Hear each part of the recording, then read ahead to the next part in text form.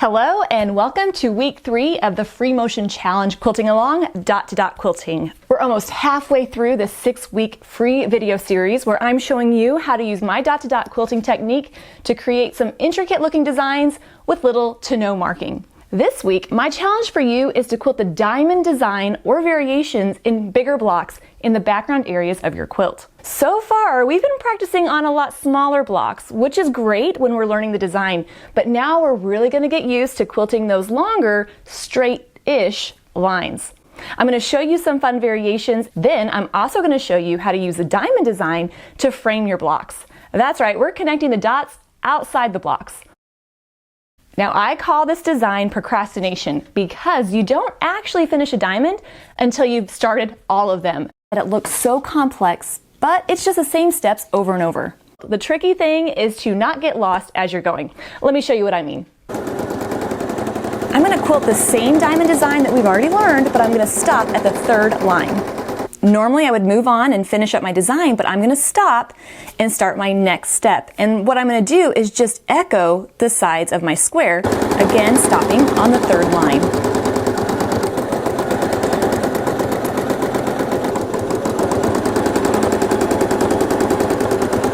So it's going to touch one of the points or come really close. I'm pretending that this previously quilted line is the corner of my new area. Then I'm going to do the same thing, another diamond design, stopping again on the third line.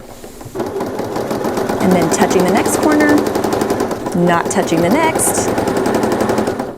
And that's my third line, and I can actually keep going, which I think I'll do one more row. And you can see here's a side of my square, so I'm going to echo it.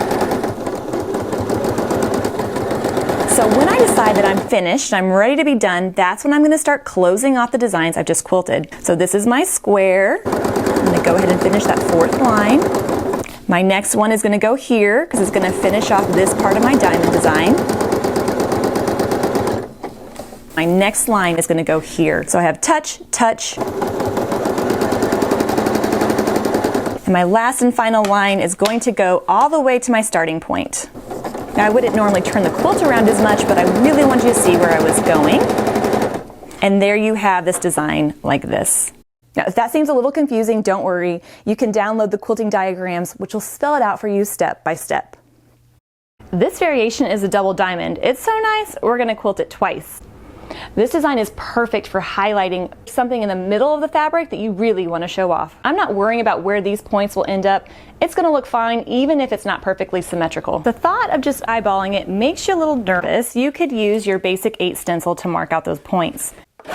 When I'm quilting a design like this on a long arm, instead of doing each diamond separately and then echoing, I'll actually do both of the lines of one side and then repeat with the other side. Since I don't have to move the ruler quite as much, it's just a tiny bit more efficient, and when it comes to my quilting time, I love to be as efficient as possible. Then it's time to travel along the edge until I get to the opposite corner and do the same thing, just in a different direction.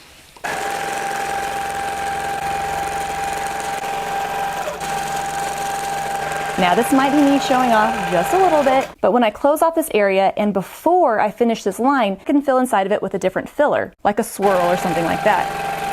Now I'm using a contrasting thread color so you can really see what's going on here. I would definitely want to use a thread color that matches a little bit more so that it doesn't overwhelm the quilt. Returning to where I started and then finishing off that last line.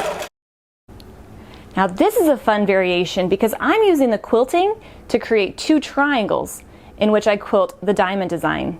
Except I'm rotating the positioning so that I get a different kind of shape. This design is especially fun when you quilt it over multiple blocks because you start to get a secondary design to come out.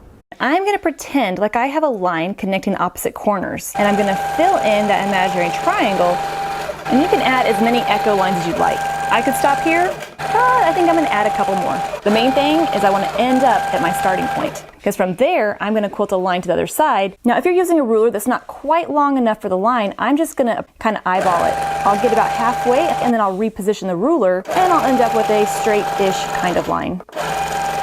And repeat in the opposite direction.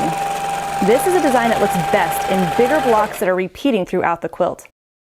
Now let's talk about using dot-to-dot quilting to create an interesting frame around your blocks.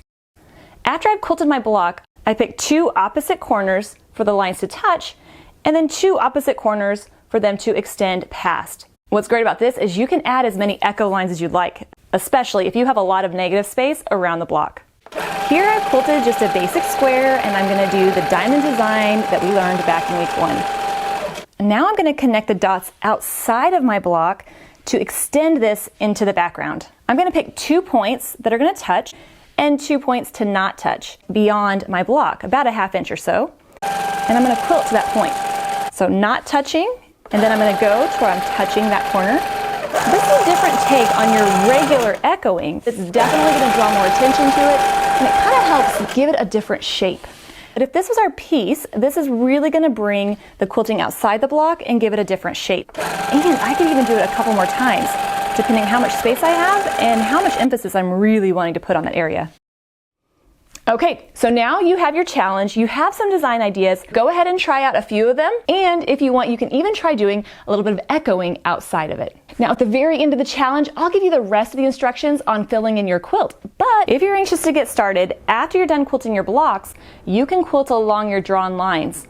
You could add a couple echo lines and then fill in the space between with some different fillers. I quilted the swirl design because I thought it would be a nice break from all those straight lines. But you can use any filler that you'd like. All right, now as always, I have free quilting diagrams and tip sheets that you can download. It shows you exactly what we're doing, and the link to that is in the description box below. Leave me any questions, and I'll see you next week when we're going to do the same thing with a starburst design. I can't wait.